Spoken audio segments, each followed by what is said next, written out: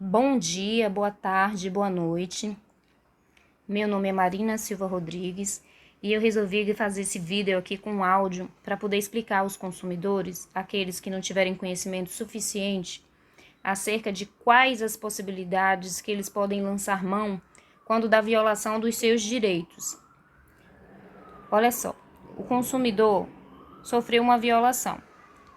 E aí ele vai poder lançar a mão de vários instrumentos estabelecidos pela Política Nacional de Relações de Consumo.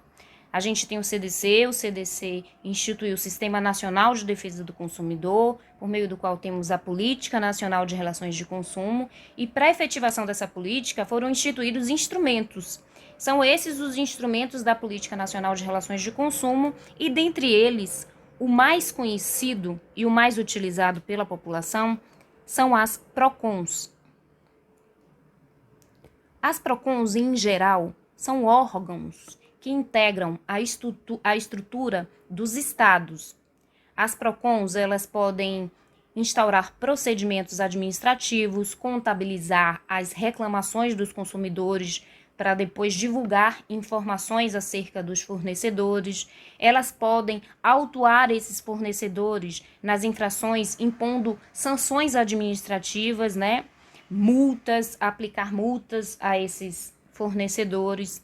Então, ela tem uma ampla gama de possibilidades, inclusive o consumidor pode se utilizar das PROCONs para estabelecer, para entabular acordos com os fornecedores. Mas a atuação da PROCON ela não se limita só a isso, né? A PROCON ela pode, inclusive, ajuizar ações coletivas contra os fornecedores. A gente tem no âmago municipal as CODECONs. CODECONs ou outro nome estabelecido pelo município, que tem funções semelhantes à CODECON, à PROCON. Os ministérios públicos estaduais, quando da instauração de procedimentos administrativos investigatórios, tanto no âmago civil como no criminal, eles poderão se valer das informações constantes cadastradas nas PROCONs e nas CODECONs, para verificar se aquela questão é uma questão que corresponde a uma lesão coletiva ou está cingida a algum aspecto individual, singular do consumidor. Depois da CODECON, PROCON, e eu deveria ter colocado até como primeiro, a gente tem o advogado. O advogado, ele é um profissional que está habilitado para fornecer as informações necessárias ao consumidor, até de como ele deverá agir, junto às PROCONs, CODECON, juizado, vara comum, o que ele deve fazer, a depender do caso dele. A gente tem as DECONs, que são as delegacias já, que vão investigar, instaurar inquéritos policiais relacionados aos crimes que foram previstos no Código de Defesa do Consumidor. Mas se a gente tiver diante de um crime que não está estabelecido no Código de Defesa do Consumidor, mas que tenha toda a correlação com relações de consumo, o que a gente pode fazer? A gente pode se valer da delegacia digital. Nem todos os estados instituíram, mas em alguns principais a gente tem a delegacia digital, que você faz uma minuta do boletim de ocorrência e depois o boletim de ocorrência é distribuído para a delegacia que tem atribuição para investigação.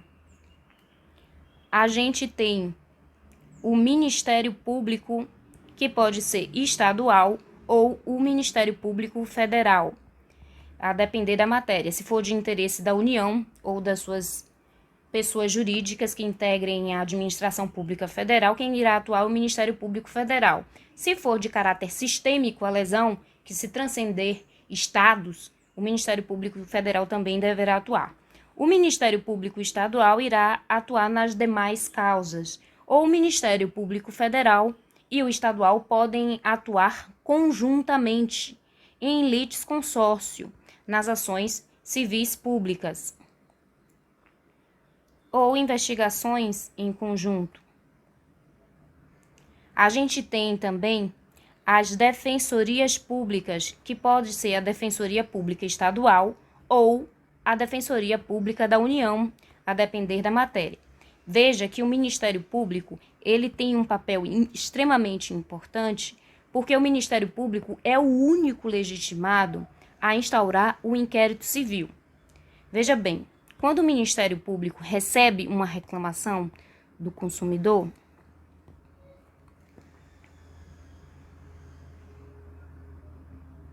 ele poderá instaurar uma notícia de fato, um PAPIC, que é um procedimento administrativo preparatório de inquérito civil, ou ele poderá, de logo imediato, instaurar um inquérito civil. Além disso, existem outras possibilidades de instauração de procedimentos administrativos, que são 4 modalidades diferentes, mas que não vem ao caso agora. O Ministério Público instaurará uma notícia de fato quando ainda verificar a seriedade da denúncia, um procedimento administrativo preparatório que ele terá uma duração menor de 90 dias, mais 90 dias prorrogável por 90 dias. A notícia de fato, 120 dias somente. O inquérito civil, ele tem a duração de 1 ano, que pode ser prorrogável de forma indefinida, mas que é também objeto de apurado acompanhamento pelo CNMP. Então, os promotores não estão livres de indefinidamente prorrogar inquéritos civis. É preciso que essas investigações tenham data aprazada e sejam de forma justificada. A prorrogação tem que ser de forma justificada. Então, temos a Defensoria Pública, temos o Ministério Público, a Defensoria Pública Estadual, que atuará única e exclusivamente no caso dos necessitados.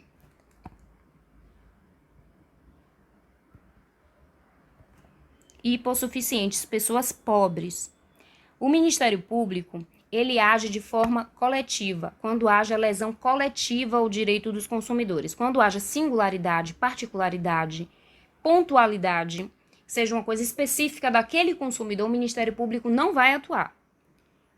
Ele encaminhará para o defensor, ele encaminhará para um advogado particular, para o juizado, mas ele não irá atuar, ele só irá atuar quando houver lesão a direito transindividual que autorize a sua atuação. Então, nós temos a DPE, que irá atuar quando houver necessitados, e a DPE e a DPU, que é a Defensoria Pública, e também a Defensoria Pública, ela está autorizada à defesa dos consumidores na esfera coletiva, então ela também poderá propor ações civis públicas, quando houver interesse de necessitado, somente nessa condição a qual o Ministério Público não está adstrito. E por isso a sua atuação é mais ampla, inclusive poderá instaurar o inquérito civil. O Ministério Público também tem autorização para proceder a investigações de cunho criminal e inclusive requisitar a instauração de inquéritos policiais ad ecum. Além desses instrumentos da Política Nacional de Relações de Consumo, a gente tem as associações. A sociedade civil, ela pode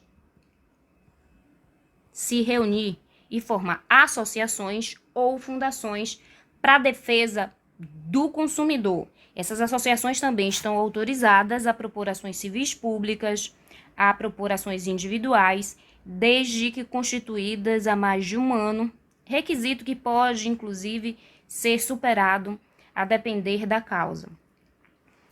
Além dessas possibilidades, o consumidor poderá se utilizar dos juizados. Nós temos, de um lado, os juizados e as varas comuns especializadas em direito do consumidor. Temos ainda a Justiça Federal, também, a depender. Então, os juizados estaduais, especificamente os estaduais, eles admitem que o consumidor proponha a queixa sozinho no primeiro grau de jurisdição, desde que a sua causa tenha um valor de até 20 salários.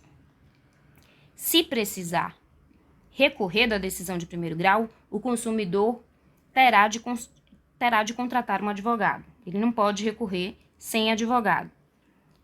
O limite, o teto dos juizados estaduais é de 40 salários mínimos.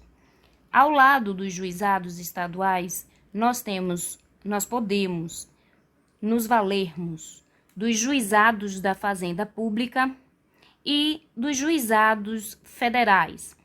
Aqui nós temos um teto maior de 60 salários mínimos e o consumidor poderá estar desacompanhado de advogado no primeiro grau de jurisdição, tanto no juizado da Fazenda Pública quanto no juizado federal. Se precisar interpor recurso, precisa de advogado.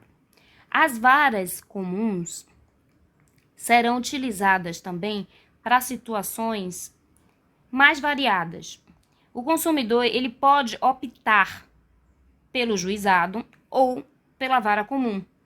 Mas se for matéria afeta a Fazenda Pública ou federal, já aí a competência é absoluta e o consumidor não poderá escolher entre a vara comum e o juizado. Ele terá obrigatoriamente de optar pelos juizados.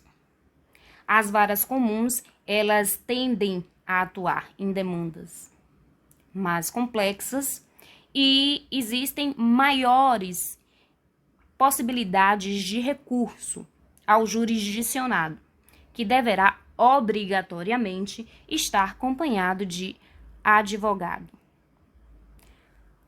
Além dessas providências, que são as que eu lembro agora, o consumidor pode e deve se utilizar do sítio Reclame Aqui, bastante consolidado e utilizado inclusive por promotores de justiça para verificar se a denúncia é singular daquele consumidor ou se realmente é uma lesão coletiva.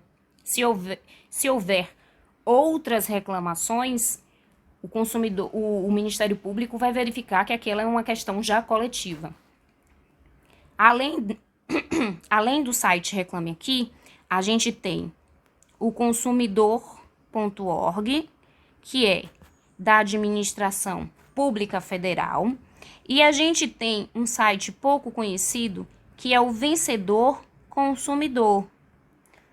No Vencedor Consumidor,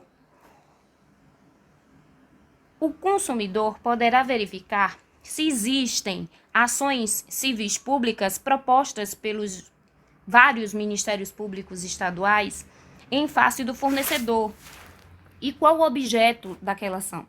Por quê? Isso poderá viabilizar o ingresso do consumidor na ação coletiva, a depender do trâmite em que ele pode se habilitar como litisconsorte assistencial, ou ele poderá liquidar o julgado de forma individual. Eu preciso verificar. E ele ainda pode se utilizar da ação civil pública para subsidiar como prova a ação dele individual, demonstrando ao juiz a credibilidade, a robustez da sua denúncia. Interessante instrumento também. O CNJ também